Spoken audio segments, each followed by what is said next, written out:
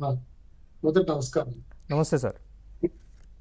చాలా బాధ కలిగించే అంశం ఏంటంటే, సొంత కుటుంబంలో చిన్నాన్న, తల్లి తర్వాత తండ్రి చనిపోయిన తర్వాత ఉమ్, 5 ఏళ్ల పొద్దున కాశీ మజిలీ కథల్లాగా ఆ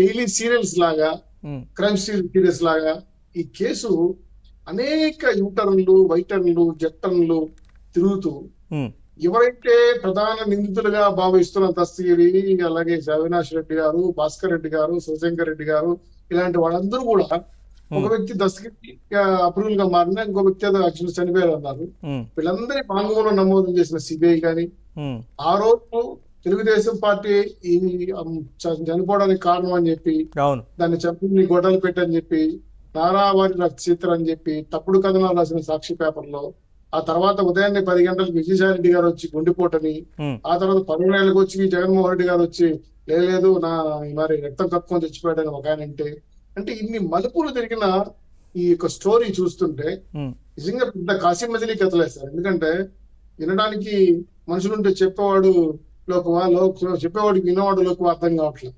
ఉమ్, ఎటువంటి చూసినా ఈ కేసు సంబంధించిన పూర్వపరాలు పరిశీలిస్తే తెలుగుదేశం పార్టీ ఆ రోజు అత్యయతన దిశలో ఉండింది. ఉమ్, ఎలక్షన్ కోర్టులో ఉన్నాం. అయినా సరే హత్యానేరం కింద నమోదు చేసి కేసీ డీజీపీ గారు అప్పుడున్న వెంకటేశ్వరరావు గారు మాట్లాడారు. ఉమ్, అనేక అంశాలను ప్రస్తావించారు. ఆ రోజు రక్త మార్కులు తుడిచేశారు, దాన్ని కేసులు మాఫీ చేశారని చెప్పి అభియోగాలు నమోదు చేశారు. ఇవన్నీ ఆ రోజు కుట్లేసిన డాక్టర్ గాని వీళ్ళు చాలా మంది చనిపోయారు. సో దీని మీద high profile murder in state in AP, um, plus ఒక ముఖ్యమంత్రి తమ్ముడు ఎంపీ స్థాయిలో ఉన్న వ్యక్తి ఉమ్, ఇంకొక ప్రజెంట్ సీఎం కి చిన్న, ఇంత హై ప్రొఫైల్ మర్డర్ ని ఇన్ని ఏళ్లుగా నానబెడుతున్నారంటే దీని వెనకాల చీకటి శక్తులు ఎవరు, దీన్ని కాపాడుతూ దోషుల్ని అనిత్యం కంటికి రెప్పలుగా కాపాడుతూ జైల్లోనూ బెయిల్లోనూ ఎటువంటి పరిస్థితులు అడ్డంకులు రానియకుండా పక్క రాష్ట్రానికి కేసు మార్చిన అక్కడ కూడా బెయిల్ తీసిస్తూ పిటిషన్ల మీద పిటిషన్లు వేసి, సార్ మీకు సునీతారెడ్డి గారు కూడా చెల్లివరుస అవుతారు జగన్మోహన్ రెడ్డి గారు. ఉమ్, ఆవిడ అనేక సార్లు అన్న దగ్గరికి మొరబెట్టుకునేది పోయి, అన్న మా నాన్న చనిపోయినాడు చనిపోయాడు చెప్పండి. దాని మీద కనీస స్పందన లేకుండా చివరికి ఆవిడని కూడా వ్యక్తిగత హనం చేస్తుంటే ఆవిడ ఢిల్లీ నుంచి గల్లీ వరకు జోలుపడుకుని అడుక్కుంటా ఉంది, నాకు న్యాయం చేయండి అహో అని. ఉమ్, దాని మీద కూడా బ్లూ మీడియా సెంటర్లు వేస్తారు. నాకు అర్థం కావాల్సింది ఏంటంటే, మన కుటుంబంలో ఎవరైనా చనిపోతే ఇంత ఆందోళనకరంగా ఉంటే సమస్య పరిష్కరించరా, కోర్టు చుట్టూ తిరగరా, లెక్క లేకుండా కనీసం పట్టించుకోకుండా కేసు పూర్వపర లోతులకు వెళ్ళనీయకుండా, సార్ నాకు ఒక మాట అడగాలి నరేష్ గారు మిమ్మల్ని మీ ద్వారా, ఉమ్, చెప్పండి సార్. సిఐడి గొప్పదా, సెంట్రల్ సిబిఐ గొప్పదా? సిబిఐ చెప్పాలి కదా సార్. దేశంలో అత్యున్నత పరిశోధన సంస్థ, నేర పరిశోధన. ఉమ్, చాలా మంచి ఆన్సర్ ఇచ్చారు.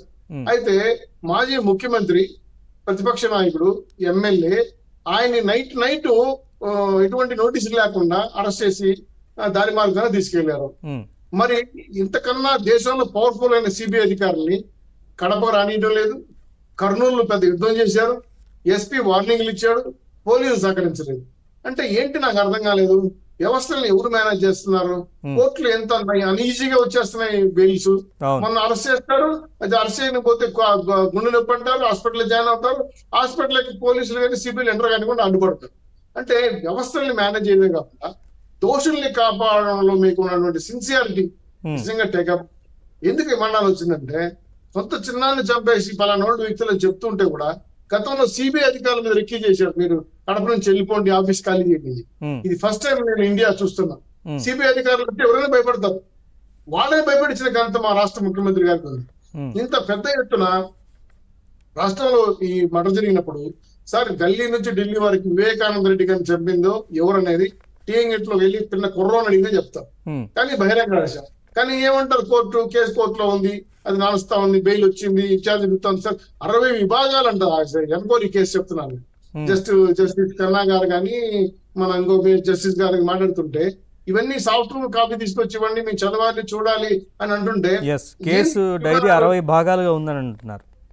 ఏంటి సార్ అదేమన్నా పద్మవ్యూహమా? కురుక్షేత్ర యుద్ధం జరిగిందా? నిత్యం లేసి తెల్లారి రాత్రుల్లో ఎవరో కొంతమందిని కొంతమంది పేడు చేసి వాళ్ళని మీద ఆర్డర్ చేయించి గొడ్డలతో చెప్పారు. అది కరెక్ట్ తుఫాన్ ఇచ్చి జరిగిందని తెలుస్తా ఉంది.